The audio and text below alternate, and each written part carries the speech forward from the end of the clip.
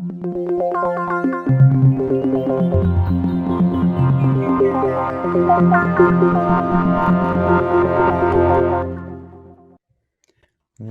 to Deep Shift. I am Michael Armstrong, and my guest today is Andrew Elijah Edwards, the creator and host of The Andrew Elijah Show, a monthly video show told through the landscape of parallel realities, which is possibly the weirdest show that I have seen in a long time. And it's one that I love, and I am a Patreon supporter of. Revolving the Funk Core. Revolving the Funk Core.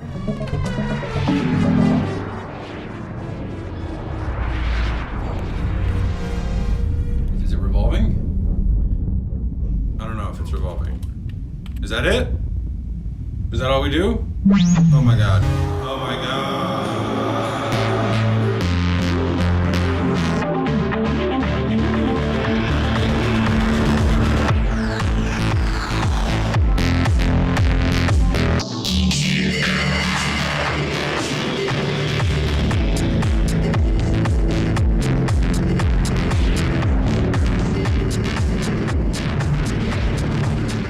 Andrew, welcome to the show. Thanks, Michael. Thanks for having me on. Yeah, so I want to get into this new show. You just launched it recently, right? It was just within the last few days. Yeah, on the 2nd, I think is when it came out. On the 2nd of November, so the election eve. You get it out there before things got too crazy. Yeah, well, I was working towards releasing it, and one thing I've learned through releasing this show is that my sense of how long each step will take is totally unrealistic. So I kept telling my friends, like, oh, it'll be out in a week, it'll be out in a week. And I just kept wanting to tweak things and polish things. So I was exporting files on Halloween, thinking like, oh, cool, it'll be a Halloween release. And then it was, okay, it's a Day of the Dead release. It's a Dia de Muertes. And then it was like, okay, no, it's Election Eve. And I'm glad it came on Election Eve. And that buildup was such a strange thing, right? Like Halloween into Day of the Dead, into the election. Yeah. Like, what a weird couple of days. But, this is such a strange time for all of us. And one thing my show has going for it is a sense of play and joyous play. And I think at this moment where everything is so serious and so dividedly serious, it was synchronous that it got to be released on that time, to release some of that playful energy into the consciousness. Yeah, and so how long is the full? So the episode's in two parts. One part is I think the whole thing runs, I don't know the exact minute, but it's about 45 minutes. 45 minutes. That's a good amount of time for a self-produced, self-edited, created show. Thanks. Yeah. It's hard to know what the best amount of time would be. You know, it's this interesting thing of the attention spans in the internet culture, but there's a lot in Act 2 and Act 1 that is sort of hits different kinds of themes. There's really playful, experimental performance and acting mixed with animation, mixed with, at the end, I close with this monologue that's more of a sort of philosophical, me sort of preaching to a certain degree. So I'm hoping that it hits the right buttons for different kinds of people in terms of what they are interested in. And it certainly runs the gamut of all the things that I'm interested in terms of the fullness of my personality. And for people who have not yet had the opportunity to watch your show, I would describe it as it's almost like it seems as though everything is a green screen. So you're in an entirely different computer generated environment that shifts, and you go into other dimensions, and all the characters are played as yourself. And so you're speaking with yourself, and like one point you're like really small, and it's fascinating. And I say it's like one of the weirdest shows I've seen in a while, because it literally is.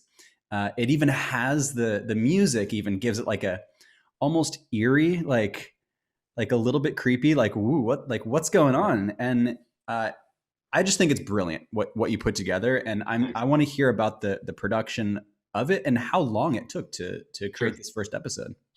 Yeah, it was a whole journey. My life transformed dramatically in this past year, as a lot of people's lives have. And I moved into an apartment by myself for the first time. And in that space of newness for myself, I had intended to dive in creatively to bring a bunch of things together. My whole journey has been really interesting. I grew up as an actor, And then I got scared away from becoming an actor when I went off to college. I thought the idea of waiting tables in Manhattan seemed terrible to me. A lot of my friends went to work in New York, which was really cool, but I ended up switching over to film because I thought I would bring those performance skills to the other side, to the creative side. So I went off to film school. That led me into the arts. There was people doing new media and video artwork where I was at film, and I sort of left the mainstream film and went in to get a graduate degree in what was called emergent digital practices. So it's sort of smorgasbord of digital tools. But I got led back into acting as my life progressed, and realized that that was the core of my passion. Sort of, I had these other aspects of myself, but that performing and bringing myself physically and vocally to be seen was where it was at for me. So now I'm sort of trying to bring all this stuff together. Just to quickly interrupt, as you were saying this, it looked as though a pillow flew by you. Oh yeah, we got some stuff here, you know. No worries. There's some creatures living amongst us, but they're harmless. You don't have to worry. I just didn't know if you knew that there was a pillow. Oh, he's around. He's around, but he doesn't hurt you. Sometimes he warps reality into his own ways, but that's, you know, it's for the best, really. Yeah, so I'm trying to bring all these things together. This idea of bringing acting and my animation and video skills that I'd been developing for years. It's interesting. I'd sort of like had all these separate muses. Like I would have these artistic muses where I would make much more sort of meditative sculptural artwork. And then I'd have performances and acting, which felt like an entirely different part of my soul. So my intention was starting this process was to bring all that stuff together, to bring this sort of imaginal space into this sort of glowing performative thing. So I started over the summer while I was still in my job that I had at the time. And it took a couple months of sort of playfully engaging with the project. I hadn't dove in seriously. It was something I was doing in my free time at the pace that felt joyous. My intention was to create something without whipping myself into doing it. You know, there's this whole process as a creator of like, how do you make yourself show up, but not turn it into something that's self-judgmental? Like, how do you keep that joy and spontaneity? So for the first thing that got created was that dance piece in the first act. Which is brilliant. Thanks. So I made that first as a kind of thing I was creating out of the joy of bringing together the idea of acting and animation on green screen. And it was the height of the quarantine, right? So like I moved into my apartment in March with this intention of like setting new energies for myself as an individual, sort of isolating from relationships and patterns I'd had and creating a new sense of self. And sort of I navigated myself into this timeline where like the whole world was doing the same thing simultaneously. Like, let's all not go near each other and stay in our houses, which is what my intention had been. But somehow I showed up in this reality where everyone was doing it collectively. It's a powerful intention. Yeah, right. So so the green screen, it was work I'd always wanted to do, but also when you're alone, isolated in your own space, it's the performance option that you have, right? So all these sort of things came together. So I worked on that. I was almost about to release it, and I still hadn't finished it up. And around that same time, I was feeling, you know, to really move forward with my creativity and with my passion, I needed to leave the work that I was doing at the time. For the past 5 years, I've worked at a place called Spindleworks, which is an art studio for people with developmental disabilities. So that's sort of autism, Down syndrome, various neurological differences, teaching art and helping people to learn to make and sell art, which has been incredible. But I was feeling that it was time to move forward. So, I dove off of that cliff and said, let's do it. Let's leave the job and let's see what happens if I focus on this all the time. And did you write it all first, or was it a lot of it improv? I wrote it all first. There's stuff that arises in improv, but I'd say 90% of it is written. And the writing happens for me like in the moment. I have these Google Docs for running for various things, which allows me to sort of be on the road or be going somewhere, and suddenly an idea pops up, open the app, jot the note down. Because I find that like that to get like those moments, I have to catch them in the flow. So that's sort of my process of collecting and downloading from the noosphere. And then I wrote the whole thing. So I realized I wasn't going to energetically be able to make this thing if I was still working, partly because I didn't have the time, and also because when there's this foot safely in a job, there's this sense of not having your energy fully in the direction, you know, we're sort of splitting my energy. There's this sort of job mind working for someone else when it's not fully your soul, that you have to turn yourself off a little bit. And so then they'd be coming out of that shell, getting back into the flow. So I realized to make something real, I have to just do it. I have to dive in. So I left my job. I had a little bit of savings, allowed myself to have some time to focus on it. And that's when I thought of the concept for the show and thought, okay, let's create a whole space for everything that I've wanted to do. These sort of monologue-y lecture preaching moments, these animation play, this music development. What if I bring everything into one space? And then I decided to bring that piece I'd started as the entry into the first act, something that would sort of set the stage for things, and then developed content for Act 2 and wrote the whole thing. And then I spent about a month and a half developing it. It took about half a month to get the sort of main structure, so like building the stage and the intro and some of the music and stuff. And then the content was about a month and a half. And when you say building the stage, is that It's all virtually building? virtual, yeah. There's only one scene that's physically done, that's practically done. There's this Andrew in the booth character, the guy who's running the show behind the scenes. Ah, yes. That's a great archetype in general. After I was making it, I was thinking, have you seen Spirited Away? It's funny you say that because my friends are coming over this Saturday to watch Spirited Away for my first time there. Cool. A few Cool. times, yeah. So there's this character in Spirited Away who's called Kamaji, I think is his name. And he lives in the boiler room underneath the spirit bathhouse. And he's got all these arms and he's constantly running things. He's pushing buttons and pulling levers. And this idea of like an entity who's in charge of like the stuff underneath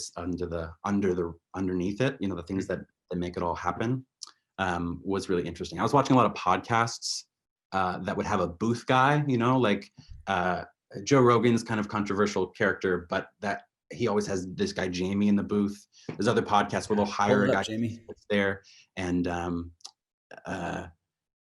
this idea of like a dude who's in charge of like the tech. So I was watching a lot of these podcasts, and I was like, oh, I should make a character who is that guy. Like he's not really running the show.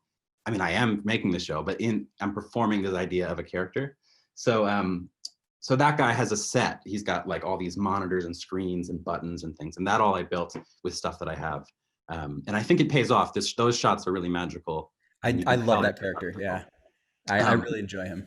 Thanks. Yeah. So most of it is done virtually. I've been making animations through 3D modeling in Blender for a couple years, and so bringing those skills to create a space for my acting skills is really interesting to me. Like, what if I act inside of things that I'm making? And you know, the computer arts, digital art, it's always been a sort of interesting experience for me because nature is where like the soul of the universe is, and there's always this dichotomy between like technology and nature, and like when is too much technology, when is not enough.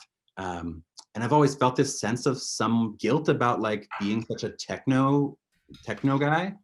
But I've just come to embrace the fact that something about my soul and coming into this life came here for those reasons. And to me, it's the dreamiverse. It's like, you know, there's this dreamscape that we all come from, and our current technology is the closest thing we have right now to manifesting that stuff physically. I think you and I have talked before about the idea of like technology setting an architecture for a kind of psychic future for humanity, that possibly the internet eventually falls away, but has created this sort of reverberation between us that grows into something like a psychic, I mean, we all have these psychic powers, but something that's much more conscious and obvious to everybody. So to me, animation and video and all this stuff is like a way to physically hold and create that connection to the dreamscape. And the show is basically that, is wandering through this multiverse of dreams, using technology to manifest that. Yeah, it's really quite brilliant how it's done, and it just seems like it took a long time to do. Yeah. Because it's professional, and yeah, I love that it's weird. You know, it's like the first episode. It's just I'm amazed that you wrote it beforehand, because it seems so improv of like characters, just like the silliest things happening, and the conversations are like, how did you even think of that? And I was excited about it because I knew you were, you got the spiritual side to yourself. You got that like kind of out there side to you because you and I met in Sedona at a Bashar event. Yeah. Bashar, who channels an extraterrestrial race. So Yeah, it's pretty instantly, weird. yeah, it's I Yeah, think weirdness is my cup of tea. I mean, to me, the universe is weird, and nature is weird. You go sit in the woods for a little while, and the patterns and textures and structures are just this sort of wiggly, wild nonsense. yeah, that Um, this reality exists is weird enough in itself. yeah, that waking up from this idea of evolution of consciousness is a tapping into that weirdness. This sense of profundity is like the idea that we get used to this Yeah, is actually the weird thing. it's very The weird. fact that anything seems normal is the weird part. It's much more normal to be like, it's a trip. Like this whole thing's a trip, let alone that you're like on this giant ball flying around a burning like uh, electromagnetic sphere, Yeah, or that yeah, you're self-aware and like you're riding in this like meat vehicle. Like the yeah. whole thing's a trip. Yeah, yeah, yeah. It's the strangest thing. It's absolutely strange. It boggles my mind how normalized it has become. Yeah, right, And it's also kind of endearing that people don't question it. right. Like people are so content with this being reality and this is life and yeah, this is it. This meat vehicle that we are in is normal. And it's finding that balance, right? Because like I used to think a lot about the idea of the automaton within ourselves. And there's this like give and take between the automaton and the wakeful part. Because you don't want to think about breathing all the time. You don't want to think about locomotion, movement. There's things you want to just happen. And when we give in too much to that automated part of ourselves, that's when we fall asleep and when we get bored and when we have no sense of excitement and joy. And it's taking some of that back. But when you take those veils off too much, you can get overloaded. And people with autism, I think one thing that's happening is that their filter levels are just not present in the same way that non-autistic people are. And you can make the case that autistic people are seeing reality on a much more, they're taking in a lot more that we're all filtering out. And so those filtering mechanisms are helpful to function. But it's this dance of like, how much do we filter and how much do we become conscious to, and bringing back that consciousness to the things that we've let become, just automated. Yeah. So what was your idea behind Patreon? Uh, I love Patreon. I mean, I've been interested in crowdfunding for a long time. This idea that um, decentralizing economics, being able to create an interconnection between everybody. I often think about this idea of like, I think eventually we'll have AI sort of looking at big structures and helping us solve problems. But that if you could look at the economics of everybody, you could fix a lot of stuff, that like there's one guy who suddenly can't make rent, he needs $1,000, and there's 1,000 people with $1 in their pocket that they don't care about, or that they're willing to toss, to buy some gum or something. And if you could just pop all those dollars over here, this dude's got $1,000 that he needs. And there's a sort of balancing act that can happen. And when we interconnect society on this digital level, we're able to do this thing with like, mixing and popping things around. So the idea of Patreon being, there's a lot of people that are interested enough in what I could make and have a little bit of money to spare, and that I could actually make a living off of that gesture. I wanted to keep it low. The Patreon is $3 a month. That allows you to see Act 2. The model of Act 1 and Act 2 is something that I also think is really powerful. There's a show, Mysterious Universe. You know that show? haven't seen it. It's a podcast that talking about paranormal, supernatural stuff. I used to subscribe to it years ago, but they have a model where their Act 1 is free and their Act 2, they call it something else, but Part 1 or whatever, is paid. And so you get an hour episode that you can access and then another hour that you can continue with as a member. And I think that model is just profound because it allows you to sort of set the space for anybody without this sort of like capitalism wall of like, you can't get in if you haven't paid. It's like, no, come on in, chill out with us, get the vibe. And if you're into it, hang around. And I think you really, it's a loving way to let people into your space. And I think it makes you more likely to have people who are willing to pay. And And the $3 thing is, three is a magic number to me. It's my 33rd year. I'm 33 years old. Triangles, Bashar, all these kinds of ideas of the power of three, Trinity. So $3 is the magic number, but also it's the amount of money that I think people would willingly spend casually. You know, like $5 to $10 is like a Netflix subscription, which is like, oh, do I want Hulu or Netflix this month? But $3 is the amount of money that I think is like easy casual for most people, of almost all economic spectrums. So I wanted to make it a comfortable, safe amount of money. And some Patreons do tiers. So you have like tier 1, tier 2, tier 3. I wanted to flatten that out because I didn't want to create a sense of like priority or hierarchy. So it's one membership, $3 a month to come on in. Yeah, and Patreon and all of these sort of crowdfunding things are incredibly powerful for creators. And for decentralizing economics, where we're not all linked into some hub and gatekeepers, but we can just connect to each other through the web. Yeah, it's like pocket change, $3. It's very, very doable. When I saw it, I was like, like even if I didn't even watch the show, I would still want to just give you $3 to support you for the time and effort put into it. But as an added bonus, I actually really enjoy it. Yeah. And I enjoyed watching part 2 in the Patreon. And crowdsourced money is, I think, a really remarkable kind of world-changing, humanity-changing invention that came along with the internet. It's like with the new Borat movie that came out. There's this woman, Janice Jones, in it. She's this Black woman who is really the voice of reason. Have you seen the new Borat? Oh, yeah. It's brilliant the way that it blends fiction and reality together to tell a story, kind of improv in real time as it's happening, coronavirus, all that. But there's this woman who's she's great. She doesn't know that she's essentially in a fake show. But the advice she gives is so heartwarming and wonderful. And people they loved her so much that they started a GoFundMe for her. Oh, cool. And it ended up going up to $176,000 raised for this woman from like 7,000 donors. Just, casually, like, $10 here, $20 here. Yeah. And I mean, that completely will change this woman's life.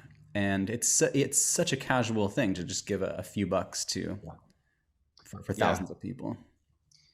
Yeah. I mean, and to grease the wheels for people's joy, because like one of the things that I think we're transitioning into, hopefully, is a world where almost everybody's doing what they actually want to do. Sort of transitioning. The utopia would be where everybody actually expresses their truth constantly, right? And the old world that we're leaving had structures in place that it made it really hard to leave where you were and do something new.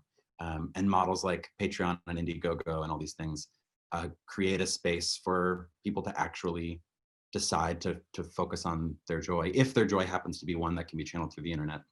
Not everyone's can.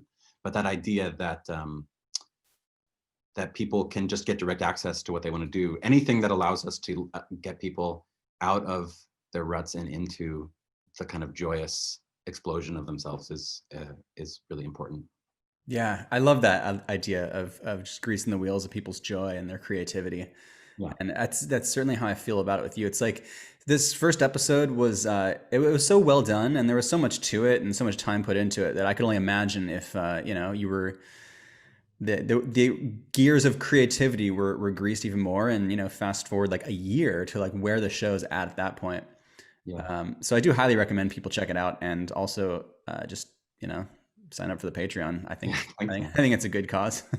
Yeah, when I decided to dive into it, I live very much in the present moment. I try and act on synchronicity and synchronism as much as possible. And so I'm moving in the directions of my passions, and I'm on a daily basis enjoying myself deeply. And that's what I know matters in terms of being in that state that I want to be in. The ultimate thing I think would be that I can make a living just doing this. But I don't know what the right thing is for me in terms of my growth. And when I decided to leave my job and do this, I realized, like, best case scenario, you make it yourself able to be creative on this level full time. Worst case scenario, you make something real and you spend time doing something that actually is meaningful to you, Hmm. and there's no lose, like there's no lose in terms of the situation, and that it'll take me somewhere new. Hmm. And there's things about episode 1 that I learned in the process, and partly I'm excited to create a space for my creativity. Like episode 1 is a product, is an object, but also it's an engine for my own growth, right? It's like I'm going to be forced to be making these every month, and I'm going to grow creatively through that process. Just trying new things and doing new things is going to turn me into a new artist. And so creating something for myself that I know will transform me is in its own way like rewarding on its own terms, you know. Yeah, yeah, I hear that. And it's a good escape for people in this fascinating moment in time. Yeah, right. What a weird time. Yeah, this episode will probably come out and we'll already have a president. But as this episode's being recorded, it's just like this unknown, like no one really knows who's being elected. Yeah, today's Thursday, right? Yeah, Thursday, November 5th. Yeah, so the elections happened and it couldn't be closer, right? The numbers are literally like this, which energetically I think is like where we're at as a society, right? Like we're right there. And then to hold that, like bring that tension into focus and then hold it for days on end, I think like in a collective soul way is such an interesting thing to do, right? It's like some like tantric meditation where you take the energy and you let it sit and it's not going to release yet, like it's coming. And it's a message on the division, right? Like the problem with this is like we all have other candidates that we lean towards, but like the problem is the hatred and the division. Mm, Like I personally have strong feelings about which candidates are helpful for our society and which aren't, but the divisiveness is the problem. And like I don't like the idea of my candidate winning and half the country feeling angry and hatred. Like that's a problem that we have to work towards. And it doesn't feel good to me. I've always like not liked conflict because I don't like anybody losing. Like I want everyone to win together. It's one of the reasons that I've gravitated towards creativity rather than more competitive spaces, because I don't like this idea that my success is based on someone else's failure, or not failure, but you know, not having success. So how do we get out of this situation that like, yeah, we might get one, no matter what's going to happen, half the country is going to feel this sense of conflict at a height that we've never had before, you know. How do we move out of that? And it's tricky yeah. because I have really strong thoughts about the opposing side from my perspective, and how do you show empathy without letting go of your truths, you know, like without radiating your reality. It's a tricky one. It is a tricky one, yeah. And when I watched the last, so my thought process was like, these are the two worst candidates we've ever Right. had, Right. and then like we're screwed no matter what. And then I watched the second debate, and I was like, oh, actually, both these candidates have heart. They each have a pretty good heart, I think, Yeah. behind all their stuff. Biden is a bit of a puppet, and Trump is a bit of an egomaniac, and Yeah. so that's kind of their you know vices, if you will. And it's interesting right now to see the rhetoric that's coming out. Biden seems to be playing it pretty chill, but then again, he's also a little bit ahead, so it looks like he may win. He's chill, and then Trump is like, my sister-in-law sent me for somehow she got subscribed to his newsletter, and this is like the official Trump campaign, and they're sending out emails that are like the all about this, like the left, and how like evil they are and how bad they are and how they're trying to destroy everything, and they're just trying to destroy the country. They're trying to make it a fraudulent election, all this stuff. I'm like, wow, that's some insane propaganda. Yeah. And I'm just like, I just based on that alone, I'm like, like I love that Trump shakes things up. Yeah. I think he's done a lot. I mean, we've seen the Black Lives Matter movement. We've seen the Me Too movement was a huge movement for the feminine, and that all came post Trump election. Totally. I love And that. yeah, I think that I think that he played the role that he has been meant to play, which is to shake things up. I mean, we talked a little bit about extraterrestrials or anything that's of that ilk, of this sort of strange new landscapes. If the human race is going to wake up to these realities of sort of transcendent magic that are real, we have to get to a place where anything could happen, you know? Mm. And as a society, when Trump got elected, everyone was like, oh shit, anything can happen. And I think that's important. And I agree that I don't think that Me Too would have happened with Hillary. I don't think that Black Lives Matter would have happened with Hillary, because as much as we'd like a utopia, sometimes having an energy to push against gets you further, you know? And the people that moved those lines for equality forwards did so as an echo to the energy that they perceived that Trump was putting out. And so I think that he's played that role. Yeah, I mean, I'm a glass half full kind of person. I constantly am reshaping my perspective based on the positivity within it, because I think that it's a better way to engage with reality and actually co-creates the positive outcomes that you want.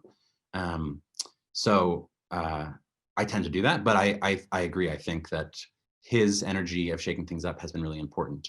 I have issues with his what I would think of as toxicity and the kind of energy of division that, from my perspective, he puts out. Yeah. But I also think that that stuff has to get on the table, right? Like as a society, when if the human collective is a person, when you are growing as a person, you're a pretty awake person. I'm sure you've had a long journey with that path, and in that journey, there's just shit that comes up, right? And you've got the darkness and the shadow, and like illness comes up. I had some big health crises in my 20s that really helped transform who I was, and the human body manifests rashes when you're processing deep emotional stuff, and so like Trump.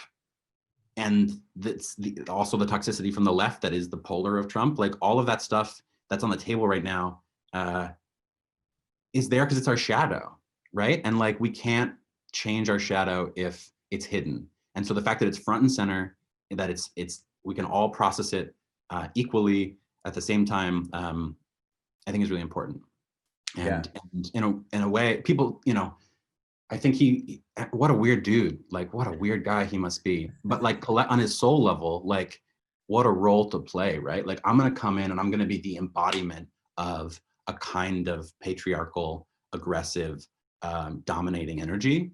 And I'm gonna transform society as a shadow. Like that's a trip, Like I don't think he's conscious of it, but I think on a deeper level, like he's playing a role as the shadow, like the shadow. How do we heal darkness and fear and talk and like the toxic parts of ourselves? Is we love them and we acknowledge them. And I love Trump for being the darkness, Yeah, someone said that he was an angel who lost a bet. It's like, all right, so wait, I got to play the guy with such a huge ego that doesn't really care about anyone else, but then is a catalyst for helping humanity kind of break through. And yeah, during that process of personal evolution, you got to look at the shadows to shine light in the shadows to bring them to light. And we do need to see kind of the underbelly of our society.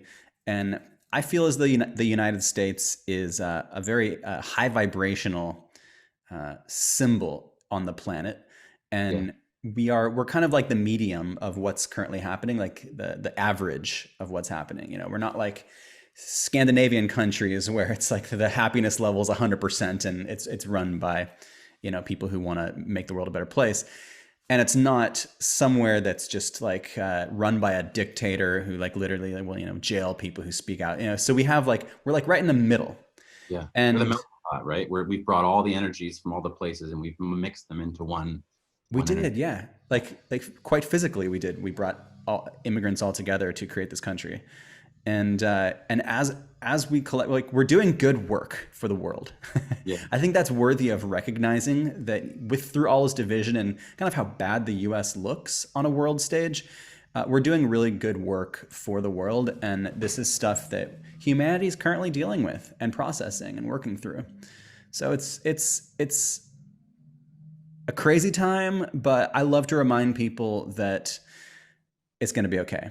And this is a necessary part of awakening. And whatever happens with this election will be what we need to do. If we have to go deeper into the darkness, that's just where we're at. And it doesn't mean that we're falling. It means we're going deeper to process more. And if we transform into new directions, then that's what we're ready for. Yeah, exactly. We weren't quite ready for a highly compassionate candidate like Bernie Sanders. We weren't collectively ready for that yet. Unfortunately, I think it would have been nice, but we we'll get whatever we're meant to get for our greatest soul growth Yeah. collectively. Yeah, 2024 will be interesting. What's going to happen then? Like that's Wow. this next phase. Kanye 2024. Yeah. I mean, hearing him talk on Joe Rogan, I just watched clips of that before I came on here. Yeah. yeah, he's a woke being. He's enlightened, man. He has that side of him that is like manic or whatever, where he kind of goes crazy every now and then. So I don't think that would do well in the White Yeah. House. Yeah, I But mean, his ability to channel information is part of that illness. I mean, bipolar, I think, and all of these illnesses are just people who are tapped into energy streams that are, if it gets them out of balance, it's because they're getting out of balance with how much is coming through them. But I think it's real stuff that comes through people. yeah, Any yeah. craziness is just like channeling information on a level or a frequency or a volume that's like overloading the system or just not playing with the collective in a way that we're all used to. Yeah, with Trump, it's shown us that literally anyone can become president. Right, which is good. You know, Yeah, we it's want to great. break down that hierarchy of like who can be and who can't be. We have to get out of the two-party system. We have to get out of I was watching a video last night about the system of voting that we have. I forget what it's called officially, but it's this idea of everyone gets one vote and whoever has the most votes wins. That in theory, it seems straightforward and simple, but actually systemically it creates, it's really problematic, and that it creates the situations we have, that you end up getting a minority rule, because if everyone votes, then the person with the most out of those everybody wins, which means that all these people didn't get their person. And that over cycles, it leads to two parties because you have the spoiler situation, which that if you try to run, all you do is let the person who's the most different than you get the spot. So that actually systemically, the current system we have will only end up in the situation we're in. Like we'll only ever get Joe Biden's and Donald Trump's with the current situation. So that question is like, how do we get to that next level? I'm a big proponent of ranked choice voting. And my only thing I can imagine working for that is that someone gets in from the two-party system who's interested in actively changing it. Because I can't imagine anyone being able to change it from the outside, you know, getting ranked choice into the system. Yeah, ranked choice voting is interesting in that you essentially rank, like, here's what I want for number one, number two, number three, and then those are all given precedence for each voter. And it has its own issues. I mean, I don't know if it's an issue, but you end up getting in ranked choice the candidates who are most liked by the most people. So like you don't get extremes as often. You would get someone, which is probably ideal, right? We want someone that's like most representative of the country, not the person who's the loudest with the highest base. I'm really into extremes. Like I love times of transformation. I love times of change. I love going to that ultimate. So I was a big Sanders fan as well. I was also into Yang, and that kind of revolutionary energy to me would be really exciting. And I don't think you would be able to get that in our society with ranked choice, but you would get someone that most people like, because you have situations where like, I'm like, I won't eat chocolate ice cream, but I'll have strawberry. And you say, I will not eat vanilla, but I'll have strawberry. We all eat strawberry ice cream. And so it's like, nobody gets that ultimate that's most divisive, but we get the thing that we all want. And probably, especially in a time right now when we're so divided, like that's what we need, right? We need someone that is going to cool that sense of like toxicity and venom. You also get this phenomenon where like you want other people to put you as their second, right? So like you don't attack other people's bases, because the ideal thing would be, okay, look, I'm not your favorite candidate, but put me as your two. Like put me as your two. And that like gets a vote towards you if the one doesn't make it. And so you want everyone's basis to connect with you. And so this idea now that like if Trump attacks the Democrats, he can win, or if Joe Biden attacks conservatives and Republicans, he can win, that would start to disappear, because you'd say, look, let me find a way to connect with the most people, because I could be your number two or number three, and that still gives me a shot. And so all of that energy of interconnection and like and a sense of unity would really be healing, I think. So is that like a point-based system? Like your number one gets 5 points and two gets 4? No, it's done through rounds. Ireland runs their economy, runs their politics off of ranked choice. There's a really good radio lab about it. I'm not an expert, but I believe whoever you put as number one, if they don't get more than 50% of the vote, they are discounted. And then in round two, whoever had as your number two becomes your vote. So there's this sort of, there's like layers of shedding. Okay, your one didn't make it, so forget one. Who was your two? Okay, now you got a Joe Biden. Now you got a Trump. Okay, that person didn't make it. Then shed it to go to 3. So you have this kind of race happening. In Ireland, it's a whole event because like they'll have round 1 and then it'll be like, okay, here's where the candidates are. Oh, round 2, so and so's closing in now because their number 2's jumped over here, and it becomes this whole thing where like over the course of a day or two, they're all like tuning in and being like, oh, up here, down here, up there, and I'm really engaged in that process. To us, I think one of the things people say against it is like, oh, it's too complicated, like people won't get it, it'll make things confusing. But that complexity turns into a public sport in countries that use it. Which could add to engagement, could add to this sense of excitement about your candidate coming up and down. Yeah, I'm not an expert on any of these things, but to me, it's a system. It just makes more sense to me to be like, okay, everybody, who do you prefer the most? Who was your second? Who's your third? We'll put all the numbers together, and whoever is the most liked will get it. Like the idea that you only get 1 vote.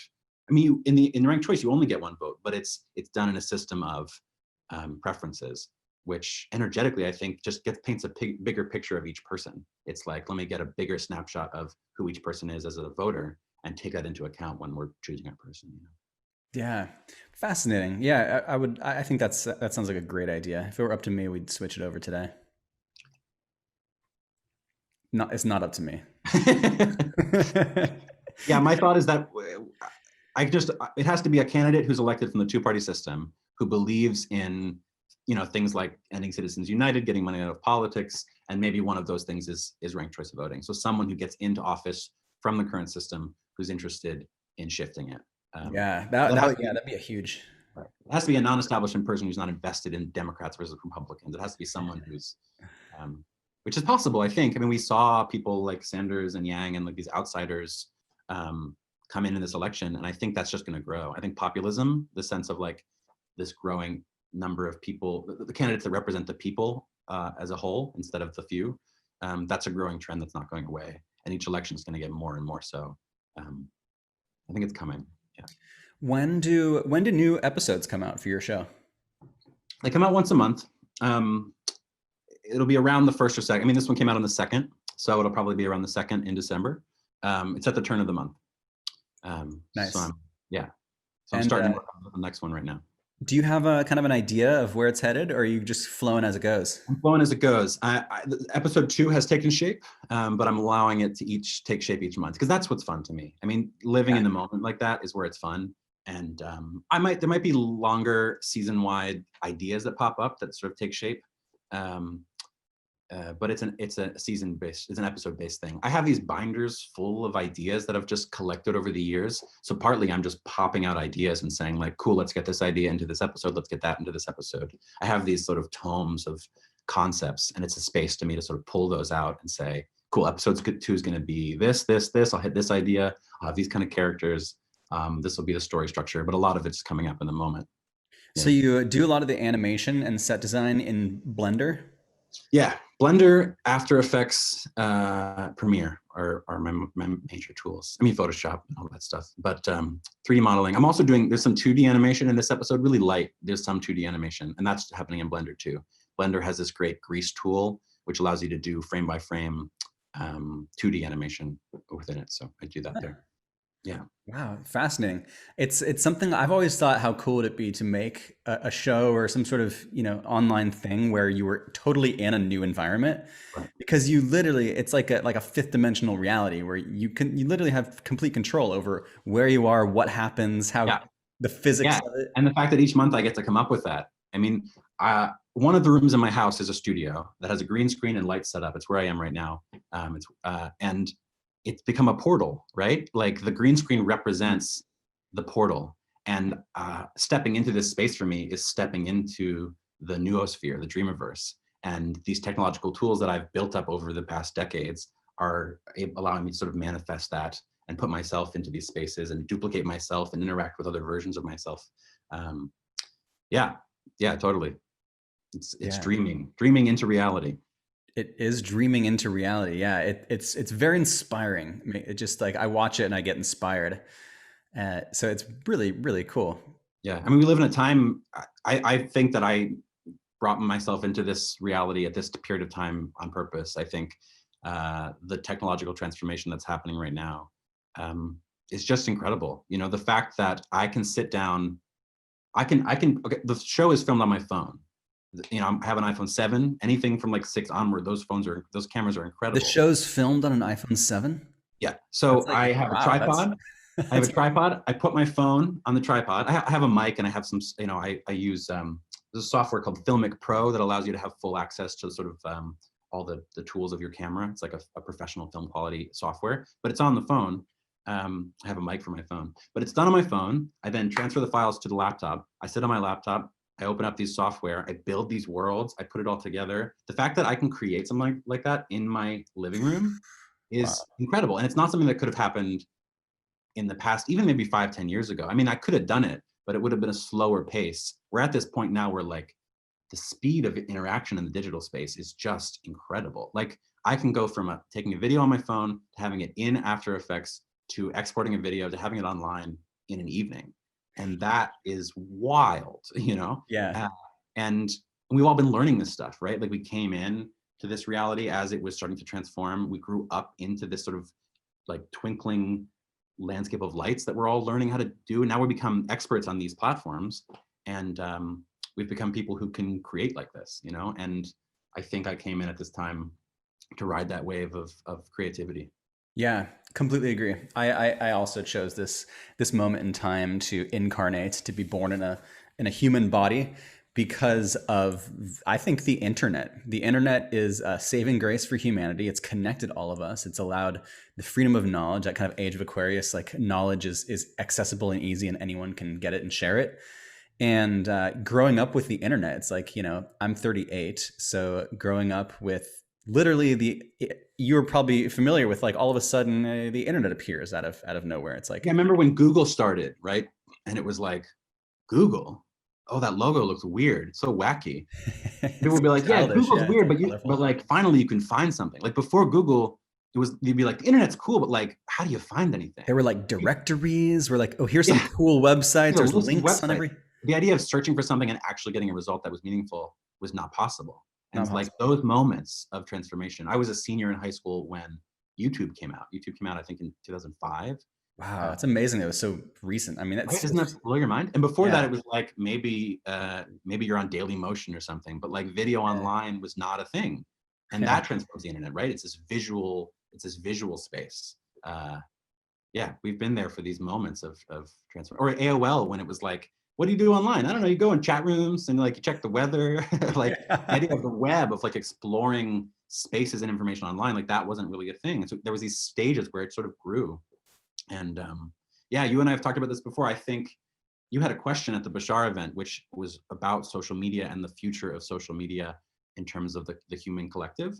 And it spurred me to come talk to you and sort of connect about those ideas because I'd thought about that stuff before, that um, that the internet and technologies like this are possibilities within us, right? Like we all have this sort of psychic connection with each other, and we all have the ability to dream into reality and like tap into go astral travel and all this stuff. But like it's just in the baby stages of our development. And these tools are allowing us to like to create versions of that, right? They're echoes of those powers, but they're sort of using these tools to sort of allow us to do it physically. And I think it's possible that we continue to develop this interconnection of the web and this dreaming. I mean, AI is going to do crazy stuff in our Mm. lifetime. Neural networks and what they're going to do for creation. I don't know if you've interacted with like, there's this neural network, AI Dungeon is this game you can play online, which is a text adventure, right? Where you're like navigating, pick up the key, open the door, these kind of text-based adventures. But it's all done through one of these GPT neural network algorithms where it will respond genuinely to any prompt that you have. So their marketing of it is like, go on any adventure you want to have. So like you type in like, I'm a wizard walking down this road, and it'll give you back feedback of like, you see a dragon in the distance and like there's a person there who needs helping. And you can go on these adventures based on interaction with this neural network that is, I think it was programmed off of the entire contents of Reddit. So it's not necessarily like based on Reddit structure, but it learned language through this Wow. like archive. And that's the future of media, is going to be interacting with these dreamscapes that are being bubbling up from these neural networks. And neural networks are algorithms that are structured like the human brain, that are taught instead of programmed. And so they're essentially these echoes of what a mind is. So the future of the internet and technology is going to be this sort of dreamscape of interconnection. And I think it's entirely likely that that stuff will continue to develop, and then it'll transform our mind. It already has transformed our minds, but it will continue to transform our minds in a way that eventually it's a kind of scaffolding for something that's happening internally, right? That like psychic interconnection, I think is like this sense that you have that you could go on Twitter or go on Facebook and talk to anybody, or you could text anybody and they could text you, and that you do. There's a physical reality to that, which is the digital back and forth. But there's also this sense of like anyone is right there. Like at any moment, I could just toss something to somebody and it comes back. And that has the physical manifestation and then the energetic, like sort of template level manifestation of creating a psychic back and forth. Like you're tuned in to everybody constantly. And I think that will continue to develop until we don't need the internet. You know, maybe we always have some version of it, but I think eventually that stuff's just happening through our own whatevers. You know, I have this moment in the show that is about psychic interaction, because I don't know if the mind is the right word. I don't think psychic connection happens in the mind. I think it happens in some deeper part of our beingness. You know.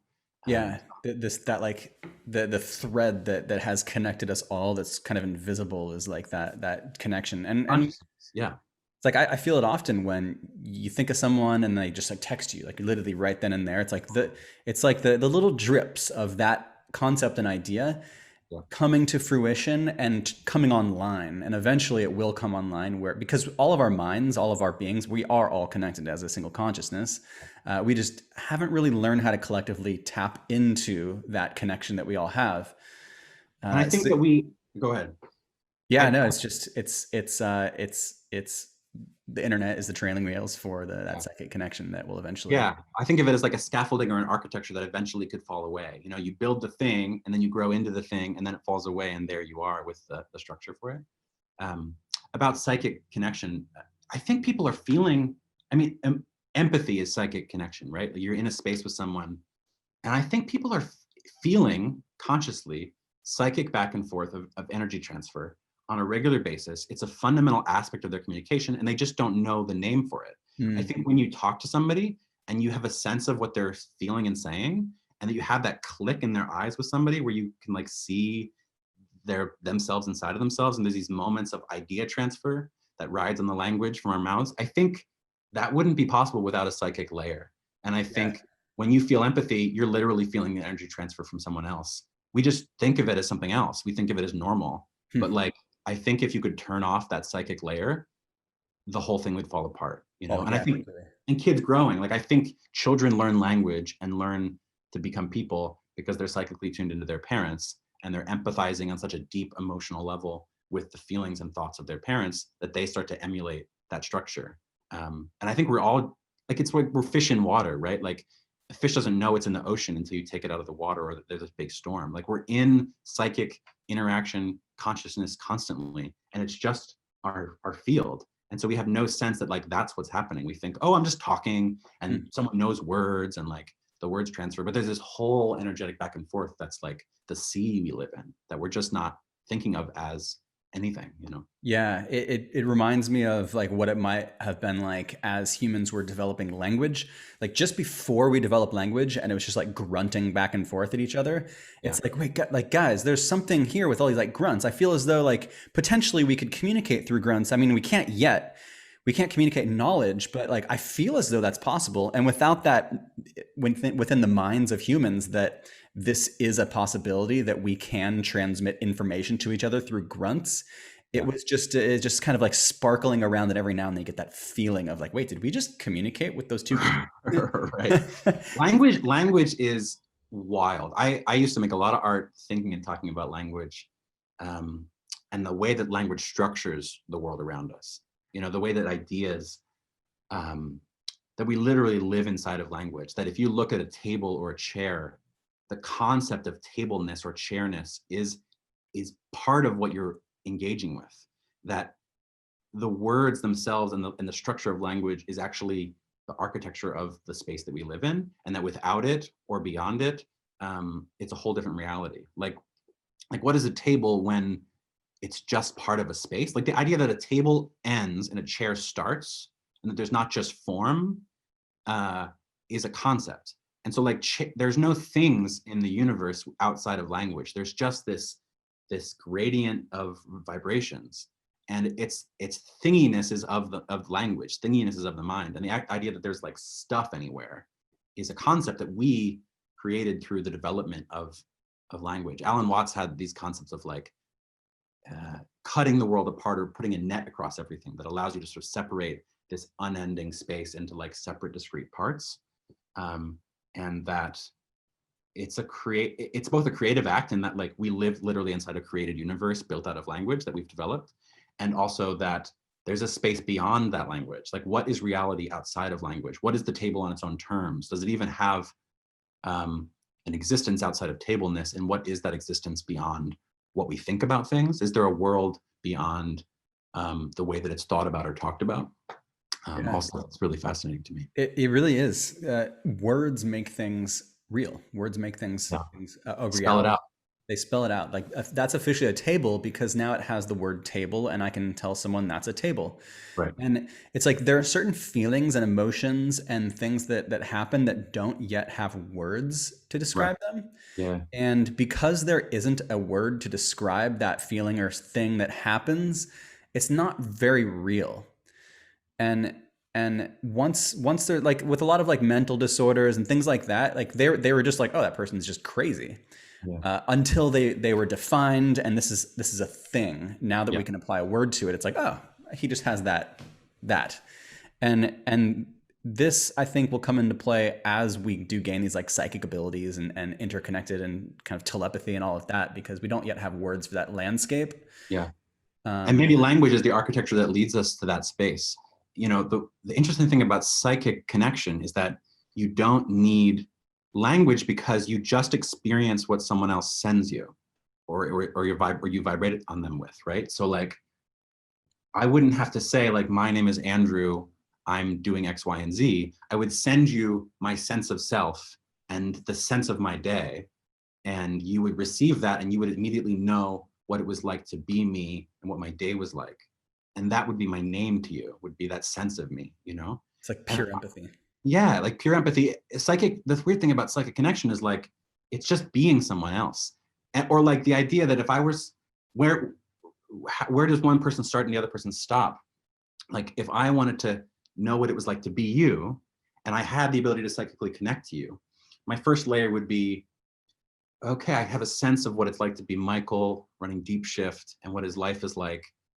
But I have a sense of it as Andrew sensing it, right? Which isn't really what it's like to be you. What it's like to be you is to not be Andrew sensing you. It would be to be you fully. So I can move forward towards you and say, okay, what is it like to be Michael on his own terms? And all of a sudden, if I were to fully grasp the picture of what it's like to be you, I would just be you. But we're all one consciousness anyway. So that's you. Like, you're like moving slowly from this discrete self to that discrete self. And once one self fully comprehends the other self, you just are the other person. And that is what the other person is. It's the one self being that part. Does that make sense? Yeah, it makes total sense. And once we do get even like remotely close to that, we'll take care of each other. Yeah. It's like, well, yeah, because there's no reason to not want to care for someone else when you have immediate knowing of what it's like to be them and all of their joy and pain and everything. yeah, to recognize Bashar had an idea about near-death experiences. I think it was Bashar. It could have been. I'm also really into Jane Roberts' work with Seth, and sometimes those ideas. I just finished. Yeah, Seth Speaks. Great book.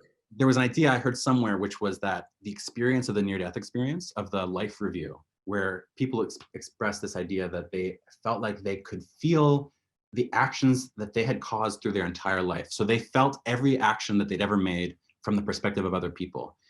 It's sometimes modeled as like, I died and I lived every moment of my life, but instead of from my perspective, I saw it from everyone else's perspective, which is a good and bad thing. And I think the idea of karma sometimes is like, if you hurt people, you'll eventually feel what it was like to be hurt. And often that idea was passed around as like some kind of download, right? Like the angels show up and they give you this lesson, right? Here's how you hurt everybody.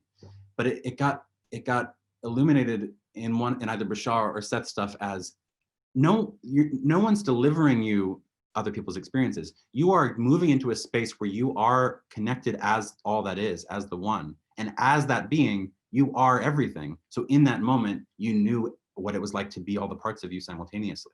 And when you came back into reality, when you didn't die, it got downloaded, downgraded into this concept of, oh, I saw other people's pain. But it was like, no, you were other people's pain. Like you were everybody for a moment, and you felt what it was like to receive and give at the same time. And then you went back to the individual and turned it into, I saw them, which is such a cool idea.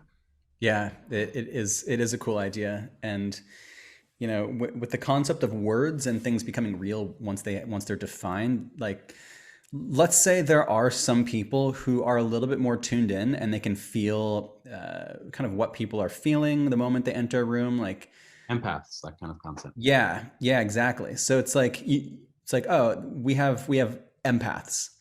Until a word like empaths exists, and I think there'll probably be more words when that connection starts to grow stronger and stronger. All of a sudden, if you can define that there are certain people who have these new traits coming online, they become We can see it. yeah, Yeah. they are it's solidified, crystallized in this reality. But until then, it's just like, ooh, I just got that sense, like Yeah, I haven't read Stranger in a Strange Land. I always want to, but there's a concept from that book that is called grokking, I believe, to grok someone. And that word always resonated with me. I have to read the book, so I can't really speak on it, but it's this idea of like vibing with someone, feeling what they're feeling, putting yourself in someone else's shoes fully. It's that empathing.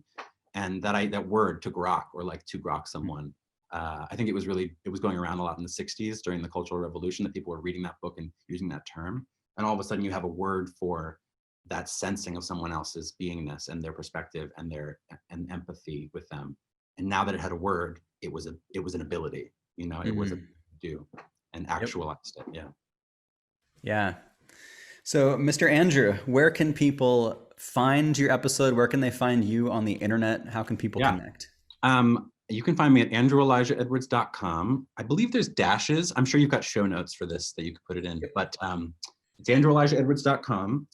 I think there's a dash between each of those names. And then if you went there, you would see in the top of my projects, The Andrew Elijah Show.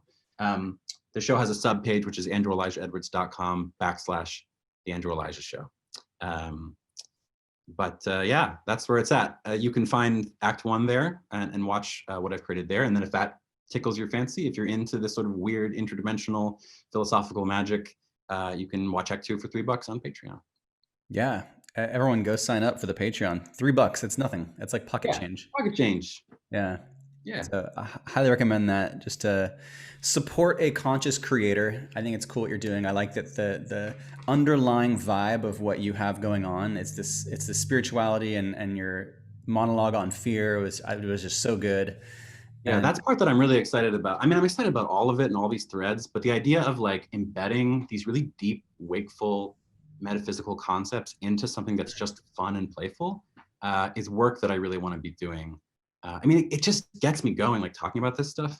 And not everyone's open to it who aren't open to those ideas on like a preachy, new agey level. But if it's embedded in conversation in something that's just art, I think it could really wake people up. I mean, the monologue you're talking about is just, I go on for a while about what it means to live with fear as an individual and as a society, and how do we make a relationship with fear that allows us to transform it into flow states. That resistance to fear is really the problem. That fear itself is part of us and not something to be pulled away from, and that the only way to move past the fear that controls us is to be it so fully that it transforms. And that resistance to the idea of being afraid or to pulling away from reality is the thing that we have to figure out how to not do, or allow us to do, right? Like, it's time for us all to wake up and be our fullest selves.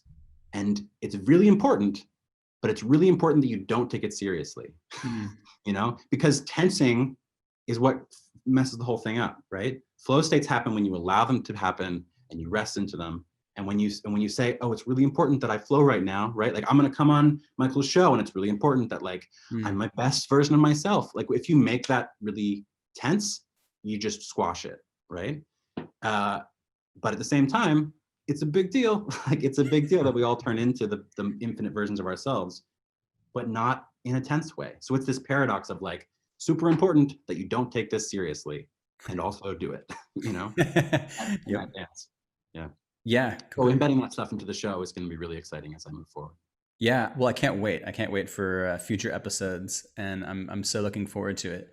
And do you have any parting words for people who are watching and listening in? Thanks for being here with us. If you like my vibe, come hang out at the show. Our country and our collective consciousness is at the edge, and hopefully by the time this has come out, that's moved in a direction, and whatever happens is going to be the best thing for all of us. So we'll all ride it out. Andrew Elijah Edwards, thank you so much for being on. Thanks very much. Thanks for having me. And thank you guys for watching this episode of Deep Shift. Stay tuned for the next episode coming up with Awakened World Changers. I'm Michael Armstrong, signing off.